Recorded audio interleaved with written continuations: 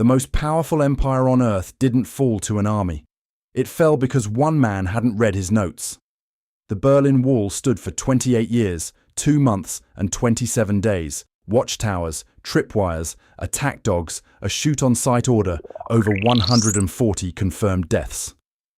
Then, on the night of November 9th, 1989, it evaporated.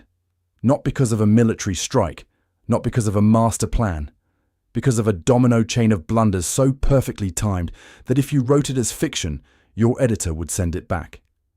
Here is how it actually happened. East German leader Erich Honecker had resigned on October 18th. His replacement, Egon Krenz, was desperately trying to keep the lid on a boiling pot. Up to 1 million protesters had filled Alexanderplatz on November 4th alone. His pressure valve, a new travel law, modest. Carefully timed for the next morning through official channels with passports required. A controlled release. What could go wrong? Everything. Absolutely everything. At a hastily arranged press conference, Günter Schabowski ambled to the podium, clutching papers he had only just received and had not yet read. Nobody had told him the law wasn't supposed to kick in until morning. Cameras rolling, reporters watching. He fumbled through his notes on the spot. Then came the question that broke history. When exactly does this take effect? Schabowski looked down and stammered. As far as I know, this enters into force. This is immediately, without delay. Immediately, without delay. The press conference was broadcast live. That evening, Reuters reported, incorrectly, that East Germans could cross any border crossing. West German television confirmed it. The wall was opening. Now here's the question that should be burning in your brain. If you were an East German watching this live in 1989, would you have believed it and rushed to the checkpoint, or waited until morning to be sure? Comment your thoughts below.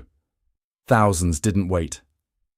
The crowd at Bornholmer Strasse swelled to 10,000, chanting, "Open the gate!"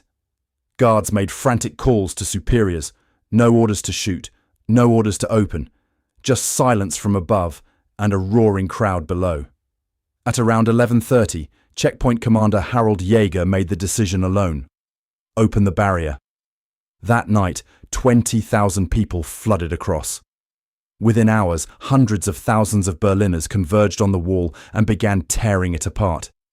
28 years of concrete and fear, dismantled because a bureaucrat skipped his briefing notes, a reporter asked the right question, a border guard got no answer on the phone, and a city decided tonight was the night. History doesn't always wait for heroes. Sometimes it just needs one very unread memo.